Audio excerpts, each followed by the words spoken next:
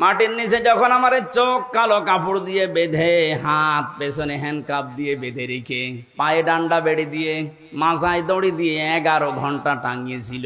এত অসহায় মনে হচ্ছিল মাটির ওই নিচের ঘরে, এত আসি নিচে মজলুম অবস্থায় অসহায়। মন থেকে বলেছিলাম, আল্লাহ যা করছে আমি বিশ্বাস করি, নবীর কথা 100 ভাগ সত্য, তোমার কথাও 100 ভাগ সত্য। তুমি দয়া করে আমাকে কিছু দেখিও। আল্লাহ দেখিয়েছেন। যেই কয়জন অত্যাচার করেছিল, কালকে এক মামলার আইবুকে কল দিয়েছিলাম, হাও মাও করে কাঁদছে, আর এখন আমার এই উল্টো করে স্যার বলছে। স্যার কি করা লাগবে? কি করা লাগবে মানে আমার বাবার কাছ থেকে যে 10 লাখ টাকা নিলে, বললে আর মামলা দেব না, ওই টাকা ফেরত দাও। পাপ এমন পর্যায়ে পৌঁছিয়েছে, আমার নিজেরটাই বললাম বাকি। ওই যে ছোট হুজুর যেটা রফিকুল মাদানি আমার সাথে ছিল 2 মাস, আমারে বলছে, হুজুর আমি তো ছোট মানুষ, আমার সাথে যা করেছে বলার মতো না।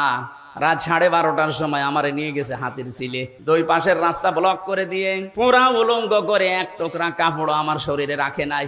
একটা সিগারেট আমার হাতে ধরিয়ে দিয়ে একটা উলঙ্গ অর্ধ উলঙ্গ মেয়ে লোক কোথা থেকে যেন নিয়ে আসলো, পাশে দাঁড় করিয়ে দিয়ে ছবি তুলছে। বলছে এটা কালকে ছেড়ে দেব, মানুষ জানবে যে পিসকে হুজুর কেমন।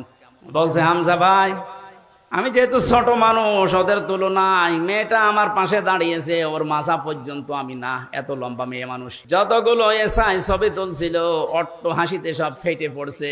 একজনকে ভাই বললাম যে আমি তো অসহায়, আপনি যা করছেন এগুলোকে হারুন স্যার জানে, যে হারুন আঙ্কেল জানে না মানে উনি তো করাচ্ছে। উনি মাঝে মাঝে রিমান্ডে এসে যে সুন্দর সুন্দর টকিং করতো, এত সুন্দর কথা বলতো ফেরেস্তার মতো, আর উনি আমার এই অপমান করার জন্য এত দূর নেমেছে।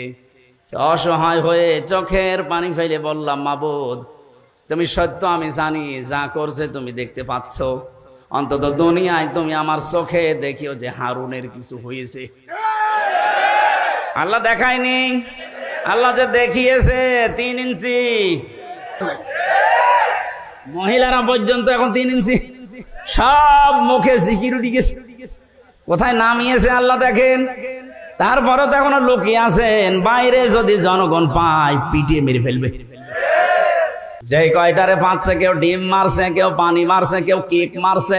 এদেশে ইসলাম এবং মুসলমানদের বিরুদ্ধে প্রকাশ্যে এবং গোপনে যারা যুদ্ধ ঘোষণা দিয়েছিল, তার ভেতরে আমার কুষ্টিয়ার ননু আলী একজন। ননু না ইনু, ইনু ননু। শয়তানের উপরে এত রাগ মানুষের, আদালতে তোলার সময় একজন দিয়েছে 1 লাথি।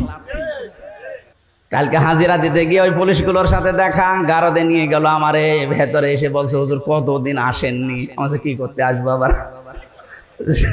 কিছু শোনেন, আপনার কুষ্টিয়ার এই যে ইনুমিয়া, ওরা আমরা এত সিকিউরিটি দিয়ে ভালোভাবে নিয়ে যাচ্ছিলাম, কোন দিক থেকে লাল পোশাক পরা একজন এসে মারলো লাথি। কিচ্ছু করার নেই, ধর ধর করতে করতে পালিয়ে গেছে। দেখতে আর একজন লাথি মারার জন্য আসছে। পালাহুম আযাবুম মুহিন, আল্লাহ যে বলেছে এখন নিচে নামাবো, মানুষ কল্পনাও করতে পারবে না।